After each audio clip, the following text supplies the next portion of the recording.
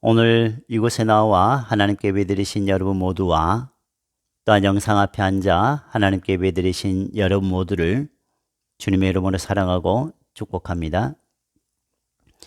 오늘은 김춘수의 꽃이라는 시를 여러분에게 낭송해 드리면서 하나님의 말씀을 전할까 합니다.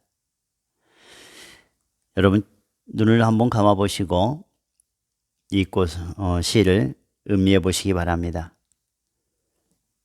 김춘수의 꽃.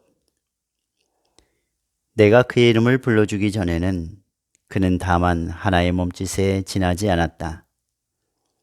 내가 그의 이름을 불러주었을 때 그는 나에게로 와서 꽃이 되었다. 내가 그의 이름을 불러준 것처럼 나의 이 빛깔과 향기에 알맞은 누가 나의 이름을 불러다오. 그에게로 가서 나도 그의 꽃이 되고 싶다. 우리들은 모두 무엇이 되고 싶다. 너는 나에게, 나는 너에게. 잊혀지지 않는 하나의 눈짓이 되고 싶다. 네, 이제 눈을 뜨셔도 됩니다. 네. 오늘은 눈을 감고 설교를 듣고 싶은 마음이 있으신 것 같아요. 네. 김춘수의 시 이 꽃은 시인들이 즐겨 암송하는 시 중에 하나라고 합니다. 흔히 이 시를 해설하면서 평자들은 존재의 본질에 대한 인식이다. 또한 의미 있는 존재가 되는 과정이요, 의미 있는 존재가 되고 싶은 소망을 표현하고 있다라는 이야기들을 합니다. 그런데 꼭 이 존재론적이라는 용어를 쓰면서 철학적인 개념을 가져올 필요는 없을 것 같습니다. 연애 편지를 쓴 세대라면은 이 시 몇 구절을 인용해서 사랑을 표현한 분들도 계실 겁니다. 그만큼 또 사랑을 노래하는 시이기도 하고요. 또한 인간관계 속에서 서로에게 의미 있는 사람이 되고 싶다라는 표현을 가진 시이기도 할 겁니다.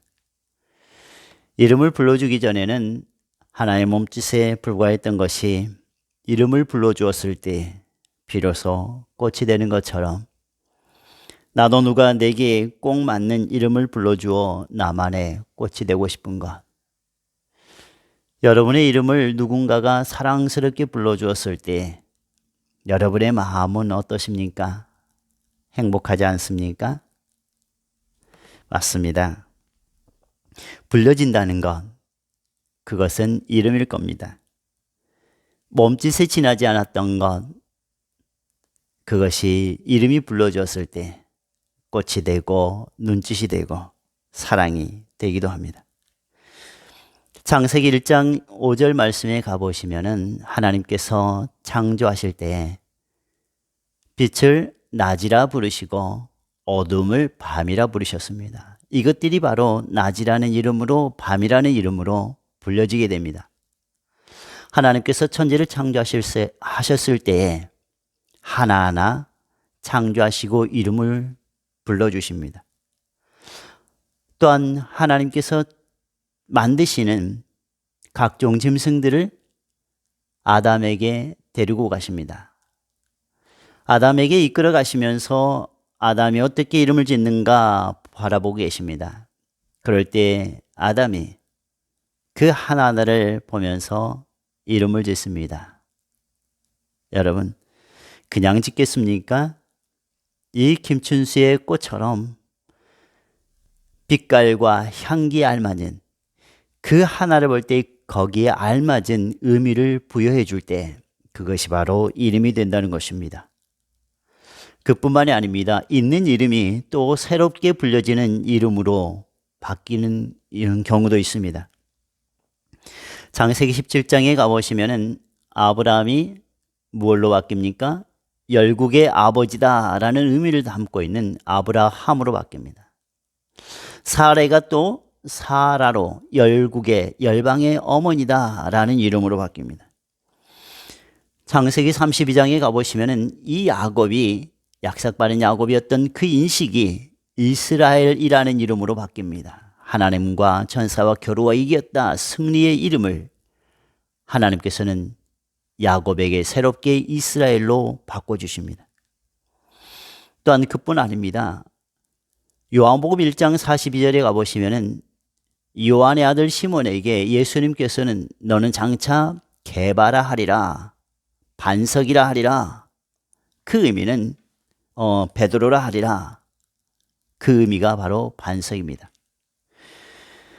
이렇게 새롭게 불려지는 이름이 있음에도 불구하고 새롭게 불려지는 것은 새로운 의미가 담겨 있습니다. 일부 사람들은 어렸을 적 태어났을 때에 불려졌던 그 이름과 함께 또 커가면서 새롭게 개명한 경우도 있습니다.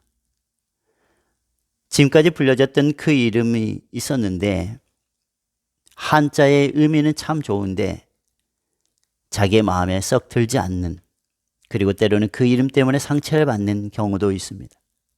그래서 앞으로는 새롭게 이름을 지어서 앞으로는 그러한 이름을 가지고 살아가고 싶다라는 사람도 있습니다.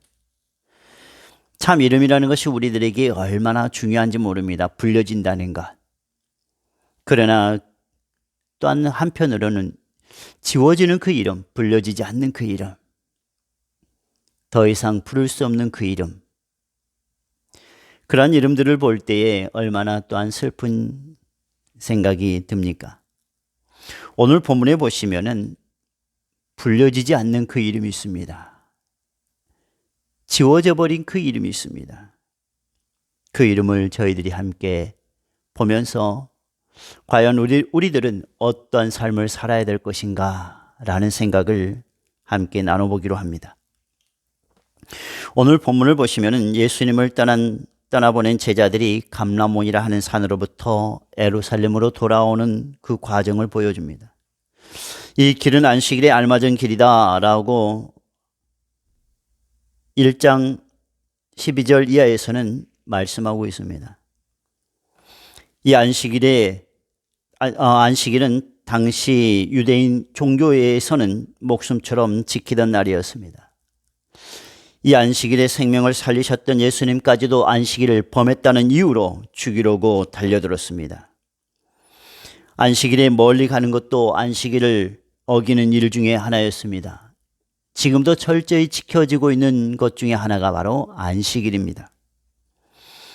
저번에 이스라엘에서 유학을 하고 돌아오는 분을 통해서 들었던 이야기 중에 하나가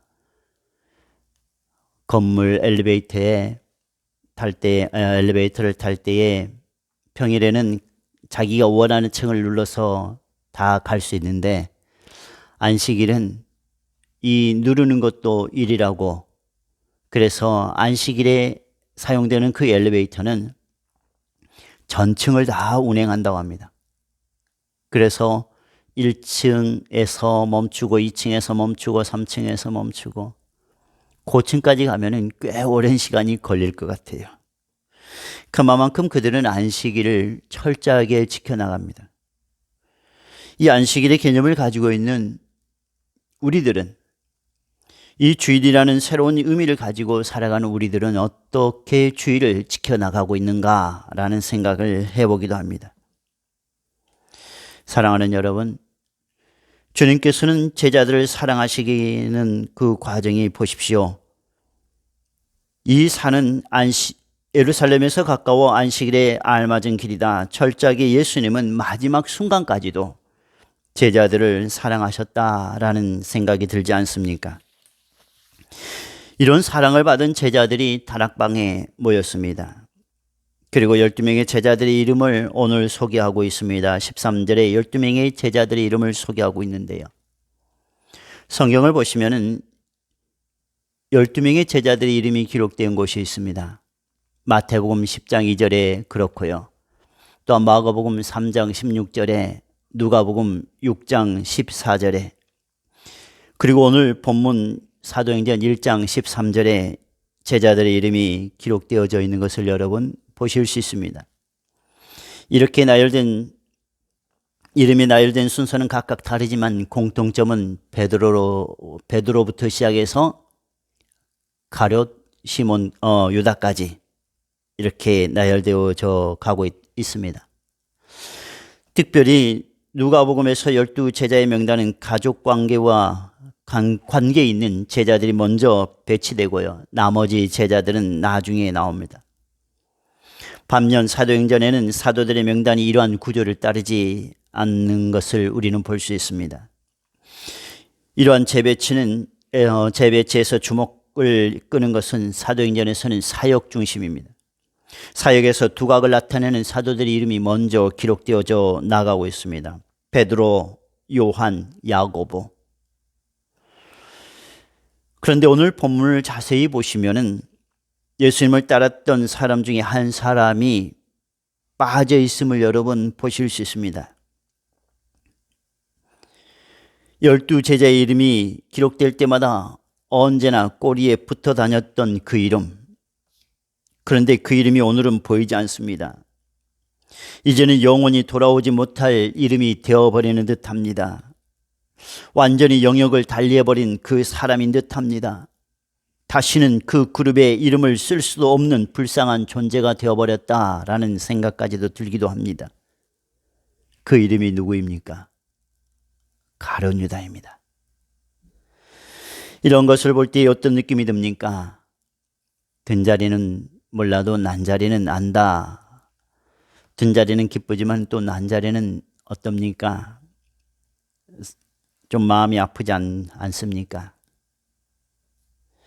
허전함이 들지 않을까요?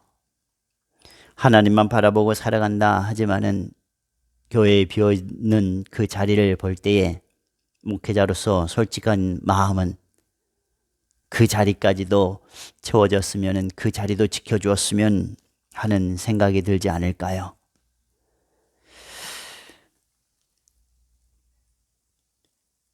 이름이 있어야 할 그 자리, 그러나 그 자리에 이름이 빠져 있습니다. 왜 그는 그 자리에서 이름이 빠졌을까? 여러 가지 생각을 해보지만은 그러나 결론은 빠져 있다는 겁니다. 마지막까지 지켰으면 좋았을 그 이름, 마지막까지 신앙을 지켜나갔으면, 마지막까지 생명책에 이름이 기록되어져 나갔으면, 여러 가지 생각을 해봅니다. 사랑하는 그 사람의 이름이 마지막까지 기록되어져 있으면, 여러분, 우리가 정말로 마지막까지 하나님의 그 기록된 책에서 우리의 이름이 빠지지 않기를 원합니다. 그럴 때 그러기 위해서는 우리는 언제나 깨어서 있어야 합니다. 말씀에 깨어 있어야 하고요. 기도에 깨어 있어야 합니다. 우리는 언제나 깨어있는 신앙인이 되어야 합니다. 누가복음 10장 17절을 우리 함께 찾아서 보도록 하겠습니다. 누가복음 10장 17절 이하의 말씀입니다. 무엇을 기뻐해야 하는가라는 겁니다. 신약성경 110페이지인데요. 한번 찾아서 읽어보도록 하겠습니다. 70인이 기뻐하며 돌아와 이르되 주여 주의 이름이면 귀신들도 우리에게 항복하더이다. 예수께서 이르시되 사탄이 하늘로부터 번개같이 떨어지는 것을 내가 보았노라. 내가 너희에게 뱀과 전갈을 밟으며 원수의 모든 능력을 제어할 권능을 주었으니 너희를 해칠 자가 결코 없으리라. 그러나 귀신들이 너희에게 항복하는 것으로 기뻐하지 말고 너희 이름이 하늘에 기록된 것으로 기뻐하라 하시니라. 여러분, 무엇으로 기뻐하지 말고 무엇으로 기뻐하라 그럽니까? 귀신들이 너희에게 항복하는 것으로 기뻐하지 말고 너희 이름이 하늘에 기록된 것으로 기뻐하라 말씀합니다. 우리의 이름이 생명책에 기록된 것으로 기뻐할 수 있는 그 기쁨이 진정한 기쁨이 아니겠습니까? 요한계시록 3장 5절 말씀에 이렇게 또한 말씀합니다. 이기는 자는 이와 같이 흰옷을 입을 것이요 내가 그 이름을 생명책에서 결코 지우지 아니하고 그 이름을 내 아버지 앞과 그의 천사들 앞에서 시인하리라. 생명책에 기록되어져 있는 그 이름을 예수님께서는 아버지 앞과 그의 천사들 앞에서 시인하리라. 이 사람이, 이 누구누구가 나를 끝까지 믿었던, 신앙을 지켰던 누구다고 예수님께서 인정해 주는 그 사람. 또한 계시록 13장 8절 말씀입니다. 죽임을 당한 어린 양의 생명책에 창세 이후로 기록되지 못하고 이 땅에 사는 자들은 다 짐승에게 경배하리라. 생명책에 기록되지 못하는 사람들은 결국 짐승에게 경배할 수밖에 없는 존재. 또한 계시록 20장 12절 말씀입니다. 또 내가 보니 죽은 자들이 큰 자나 작은 자나 그 보좌 앞에 서 있는데 책들이 펴 있고 또 다른 책이 펴졌으니 곧 생명책이라. 죽은 자들이 자기 행위를 따라 책들에 기록된 대로 심판을 받으리. 그들의 행위가 어디에 기록되어 있다고 그럽니까? 생명책에 기록되어 있다 합니다. 그리고 그 기록된 대로 심판을 받게 된다고 합니다. 20장 15절 말씀에 누구든지 생명책에 기록되지 못한 자는 불못에 던져지리라. 21장 27절 말씀입니다. 누구든지 속된 것이나 가증한 일 또는 거짓말하는 자는 결코 그리로 들어가지 못하되 오직 어린 양의 생명책에 기록된 자들만 들어가리라 말씀합니다. 사랑하는 여러분, 이름이 기록되어져 있다는 것, 그러나 어디에 기록되어져 있는 것이 우리의 기쁨입니까? 맞습니다. 생명책에 우리의 이름이 기록되어져 있을 때 그것이 진정한 기쁨이라는 겁니다. 그러나 오늘 한 사람이 빠져 있습니다. 성경의 12제자의 인물에 지워져 버린 그 이름, 더 이상 눈 씻고 찾아볼 수 없는 그 이름, 빠지지 않았으면 더 좋았을 그 이름, 그러나 지워져 버린 그 이름. 베드로가 일어나서 제자의 명단에서 지워져 버린 가룟 유다에 대해서 설명한 구절이 오늘 뒷부분의 말씀입니다. 그에게는 가룟 유다를 동정하는 눈빛이 전혀 없습니다. 아주 냉정합니다. 아예 갈 길을 갔다는 식입니다. 예언대로 성취되어 완전히 자기 길을 갔고 사도의 직분이 박탈되었다 이야기합니다. 베드로는 성령이 다윗의 입을 통해 유다에 관해 예언하신 것을 전합니다. 1장 16절 말씀입니다. 우리 16절 말씀 같이 한번 읽어볼까요? 형제들아, 성령이 다윗의 입을 통하여 예수 잡는 자들의 길잡이가 된 유다를 가리켜 미리 말씀하신 성경이 응하였으니 마땅하도다 라고 말씀합니다. 그러면서 시편 69편 25절과 시편 109편 8절의 말씀을 인용하고 하면서 베드로는 힘주어 말합니다. 그리고 결론을 지어 유다가 자기 직분을 버리고 떠난 것은 성경 말씀이 이루어진 것이다 결론 내리고 맙니다.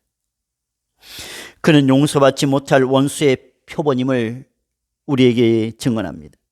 그런데 여러분, 우리가 여기에서 한 가지 주목해야 될 점이 있습니다.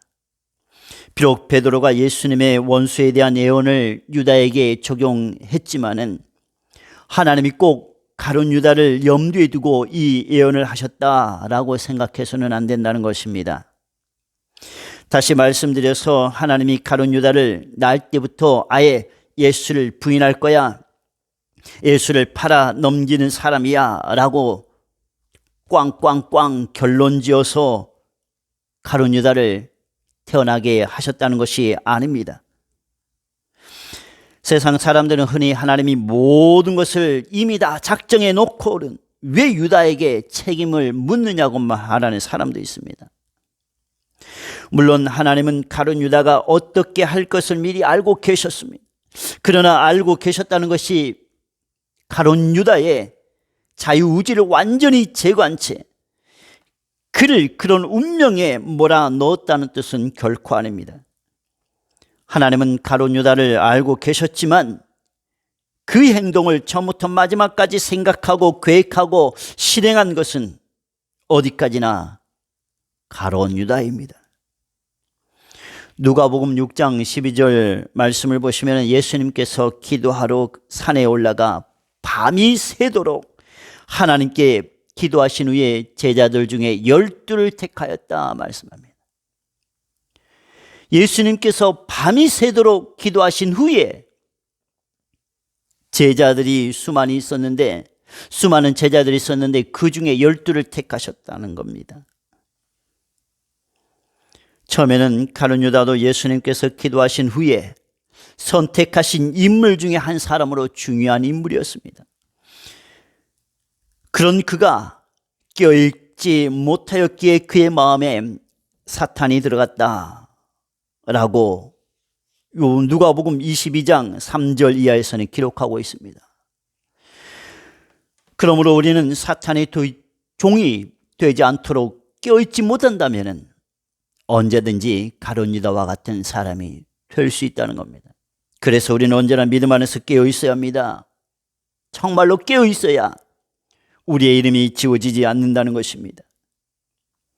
베드로가 시편의 말씀을 유다에 대한 기록이라고 결론 내린 것은 이미 모든 사건이 백일하에 드러났기 때문입니다. 하나님은 숙명적으로 유다를 지목하지 않으셨다는 것 다시 한번 말씀드립니다. 단지 예수 그리스도를 대적할 수 있는 모든 원수를 염두에 두고 예언하신 것입니다. 사도들은 가룟 유다에게 적용된 시편 말씀을 이야기하면서 예수를 팔아먹은 죄악과 그로 인해 사도의 직분을 빼앗긴 책임이 유다에게 있다 결론 짓습니다. 1장 25절 말씀입니다. 하반절에 보시면 유다는 이 직무를 버리고 제 곳으로 갔나이다. 결국 유다가 이 사도의 직무를 버리고 갔다라고 말씀합니다. 유다는 예수님을 은 30에 팔았습니다. 은을 받고 팔아 넘길 때만 해도 그 죄가 얼마나 무서운지 아마 깨닫지 못했는지도 모릅니다. 그러나 그는 죄를 범한 후 자살했습니다. 막상 죄를 저질러 놓고 보니 그 죄가 얼마나 무서운 것인지 비로소 실감하게 된 것입니다. 이것은 우리에게 깊은 깨달음을 줍니다. 우리는 다 죄를 범한 경험이 있을 것입니다. 죄를 범하기 전에는 그 죄의 심각성을 모를 때가 참으로 많습니다. 그러다가 죄를 범한 후에야 비로소 아차 하고 양심의 가책과 함께 두려움을 절절히 느끼게 됩니다. 그런데 왜 우리는 죄를 짓기 전과 죄를 짓는 순간에는 그 죄의 심각성을 간혹 보지 못할까요? 그것은 죄를 바로 보지 못하도록 우리를 혼미하게 만드는 자가 있기 때문에 그렇다는 겁니다. 그 혼미하게 만드는 자가 누구냐면은 사탄입니다. 사탄은 우리의 마음을 혼미하게 합니다. 인류의 조상 아담과 하와가 사탄의 유혹에 빠져들 때도 하나님의 말씀을 아주 혼미하게 만들고 그리고 빠져들게 합니다. 하나님의 말씀에 결국 불순종의 죄를 짓게 만드는 자도 사탄입니다. 그러나 결국 책임은 우리에게 있다는 겁니다. 가룟 유다도 예수님을 팔 때는 완전히 눈이 가려져 있었습니다. 유다는 예수님을 넘길 다음에 은 30을 얻었습니다. 나중에는 그 돈이 미웠습니다. 쳐다보기도 싫었습니다. 그래서 갖다 내동댕이 쳤습니다. 나중에는 자기 몸도 싫었습니다. 자기 생명조차도 싫어 자살해 버리고 맙니다. 죄의 말로가 흔히 그렇지 않습니까? 돈이든 쾌락이든 아니면 어떤 사람이든 간에 죄를 범하여 부당한 방법으로 얻은 것은 결국 사랑이 아닌 미움의 대상이 된다라는 겁니다. 사랑하는 여러분,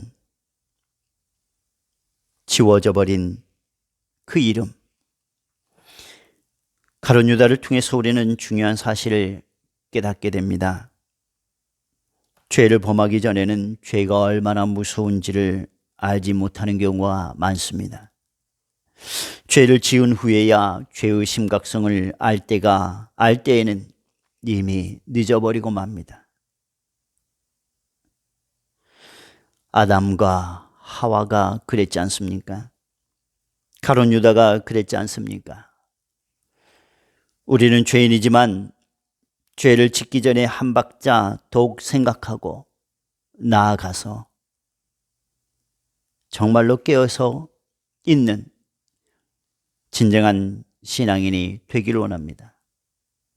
그래서 우리의 이름이 생명책에서 지워져 버리는 것이 아니라 끝까지 생명책에 우리의 이름이 있으므로 계시록 3장 5절 말씀에서 말씀하셨던 것처럼 생명책에 기록되어져 있는 우리의 이름을 예수님께서는 아버지 앞과 천사들 앞에서 시인하는 그런 영광의 날이 저와 여러분에게 임하는 우리 모두가 되기를 주님의 이름으로 간절히 축원합니다. 아멘.